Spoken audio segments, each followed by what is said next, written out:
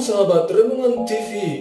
Video kita kali ini cukup menarik dan cukup unik, yaitu mengenai keberadaan roh orang yang sudah meninggal. Atau teman-teman sering bertanyakan, kalau kita meninggal nantinya roh kita berada di mana, atau roh kita kemana setelah kita meninggal?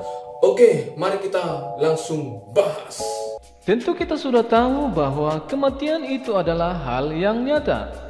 Karena itu, kita harus bisa mempertanggungjawabkan segala perbuatan kita di dunia. Namun jangan jadikan kenyataan bahwa kita tinggal sementara sebagai alasan untuk hidup bermalas-malasan dan tidak memiliki tujuan hidup. Malah sebaliknya, Tuhan mengirimkan kita dengan suatu tujuan atau visi. Yesus telah mengorbankan nyawanya untuk kita. Dan yang perlu kita lakukan adalah percaya kepadanya serta memiliki cara hidup orang Kristen yang benar. Miliki iman kepadanya dan contoh keteladanan Yesus Kristus dalam kehidupan sehari-hari kita supaya kita dapat bersama-sama dengan Dia masuk ke dalam kerajaan surga. Baiklah saudara sekalian, topik pembahasan kita kali ini adalah kemanakah jiwa orang setelah mati? Nah, sebenarnya kematian adalah kebalikan dari penciptaan. Karena penciptaan dikatakan dalam Kejadian 2 ayat 7. Ketika itulah Tuhan Allah membentuk manusia itu dari debu tanah dan menghembuskan napas hidup ke dalam hidungnya, demikianlah manusia itu menjadi makhluk yang hidup. Setelah mati, maka Pengkhotbah 12 ayat 7 mengatakan, dan debu kembali menjadi tanah seperti semula, dan roh kembali kepada Allah yang mengaruniakannya.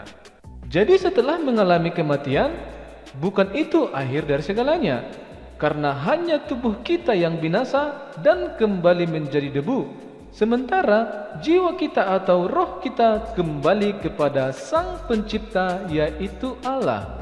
Mazmur 104 ayat 29 mengatakan, apabila engkau menyembunyikan wajahmu, mereka terkejut. Apabila engkau mengambil roh mereka, mereka mati binasa dan kembali menjadi debu. Sekarang kita sudah paham, roh kita kembali kepada Allah. Tetapi yang menjadi pertanyaan lagi adalah, di mana ditempatkan roh kita itu? Apakah roh atau jiwa kita langsung dikirimkan ke neraka atau surga sementara sambil menunggu kebangkitan akhir, penghakiman agung, atau kedatangan Yesus yang kedua kali? Nah, menurut perjanjian lama, tempat tinggal orang yang mati ialah Sheol, yang berasal dari bahasa Ibrani, dan dalam perjanjian baru disebut Hades, yang berasal dari bahasa Yunani, yang artinya adalah dunia orang mati, untuk merujuk kepada neraka. Jadi bisa disimpulkan Sheol atau Hades ini adalah tempat sementara bagi jiwa atau roh orang mati sebelum penghakiman besar datang. Seperti yang kita jelaskan tadi, jikalau Sheol atau Hades itu merujuk kepada neraka, percuma dong kita percaya Yesus, sementara toh juga kita akan dimasukkan ke dalam dunia orang mati. Untuk menjawab hal ini, maka Tuhan Yesus membuat sebuah perumpamaan tentang orang kaya dan Lazarus yang miskin. Hal ini tertulis dalam Lukas 16 ayat 19 sampai 31. Dalam ayat 19 dikatakan, ada seorang kaya yang selalu berpakaian jubah ungu dan kain halus, dan setiap hari ia bersukaria dalam kemewahan. Ayat yang 20, dan ada seorang pengemis bernama Lazarus, badannya penuh dengan borok, berbaring dekat pintu rumah orang kaya itu. Ayat 21, dan ingin menghilangkan laparnya dengan apa yang jatuh dari meja orang kaya itu. Malahan anjing-anjing datang dan menjilat boroknya. Ayat 22, kemudian matilah orang miskin itu, lalu dibawa oleh malaikat-malaikat ke pangkuan Abraham. Oke, sekarang mari kita jelaskan tentang pangkuan Abraham. Penjelasan tentang pangkuan Abraham menurut Alkitab, Abraham adalah bapak orang beriman yang menjadi ikon atau pembuka jalan bagi orang percaya untuk mengenal Allah yang benar. Pangkuan Abraham menggambarkan kedekatan seseorang yang telah menang dalam peperangan iman dengan Abraham karena kita semua tahu bahwa Abraham adalah bapak orang percaya. Galatia 3 ayat 7 mengatakan, jadi kamu lihat bahwa mereka yang hidup dari iman, mereka itulah anak-anak Abraham. Jadi yang pasti, Lazarus tidak masuk ke dalam alam maut atau Hades pada waktu ia mati, melainkan ia dibawa oleh malaikat ke pangkuan Abraham. Kemudian kita lanjut ke ayat yang ke-23. Orang kaya itu juga mati, lalu dikubur. Dan sementara ia menderita sengsara di alam maut, ia memandang ke atas dan dari jauh dilihatnya Abraham dan Lazarus duduk di pangkuannya. Lalu ia berseru, katanya, Bapa Abraham, kasihanilah aku. Suruhlah Lazarus supaya ia mencelupkan ujung jarinya ke dalam air dan menyejukkan lidahku, sebab aku sangat kesakitan dalam nyala api ini. Oke, sementara dalam ayat ini dijelaskan bahwa orang kaya tersebut menderita sengsara dan memandang ke atas. Artinya, bisa kita simpulkan bahwa Hades adalah suatu tempat penyiksaan dan penderitaan bagi orang-orang yang tidak benar, sedangkan pangkuan Abraham adalah suatu tempat atau keadaan yang berkebalikan dengan Hades, yaitu tempat kebahagiaan orang-orang yang dibenarkan oleh Allah. Pangkuan Abraham juga sedang menggambarkan kedekatan orang percaya kepada Yesus Kristus setelah meninggal di dunia. Mereka dikumpulkan bersama-sama dengan semua orang yang beriman. Dan dalam bahasa Yunani, pangkuan Abraham, kata yang dipakai dalam topik ini adalah Firdaus. Dalam kegunaan kata Firdaus yang diucapkan Yesus saat berbicara dengan seorang pencuri yang disalib di sampingnya.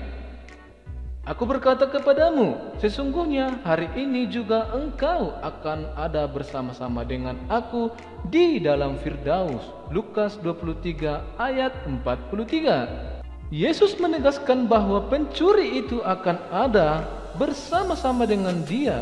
Kemana Yesus pergi? Tentu saja ke surga.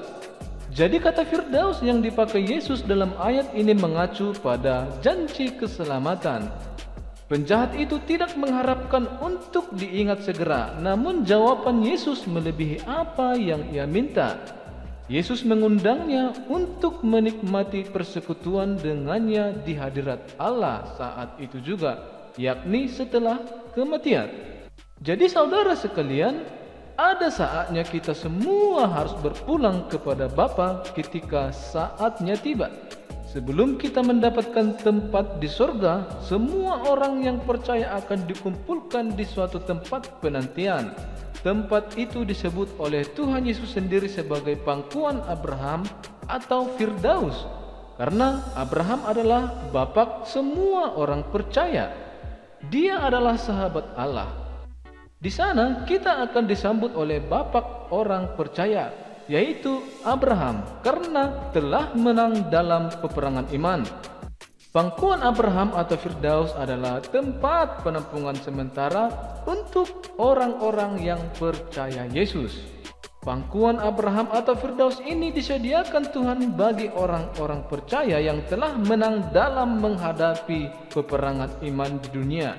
Sedangkan untuk orang-orang yang kalah disediakan alam maut, yang merupakan awal penderitaan sebelum ke neraka. Jadi setelah kematian, seseorang berdiam di dalam surga atau neraka sementara. Dari tempat penampungan sementara ini, pada kebangkitan akhir, takdir seseorang tidak akan berubah, atau lokasi tujuan akhir itulah yang berubah. Jika orang percaya akan diperbolehkan masuk ke dalam langit dan bumi baru. Lalu aku melihat langit yang baru dan bumi yang baru.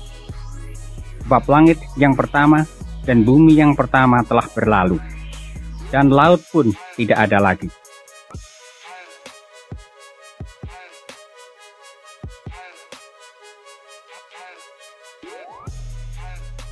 Orang yang tidak percaya pada akhirnya dikirimkan ke danau berapi-api. Wahyu 21 ayat 1 sampai 15. Lalu aku melihat suatu takhta putih yang besar dan Dia yang duduk di atasnya. Dari hadapannya lenyaplah bumi dan langit, dan tidak ditemukan lagi tempatnya. Dan aku melihat orang-orang mati, besar dan kecil, berdiri di depan takhta itu. Lalu dibuka semua kitab, dan dibuka juga sebuah kitab lain, yaitu kitab kehidupan. Dan orang-orang mati dihakimi menurut perbuatan mereka, berdasarkan apa yang ada tertulis di dalam kitab-kitab itu. Maka laut menyerahkan orang-orang mati yang ada di dalamnya, dan mereka dihakimi masing-masing menurut perbuatannya. Lalu maut dan kerajaan maut itu dilemparkanlah ke dalam lautan api. Itulah kematian yang kedua, lautan api.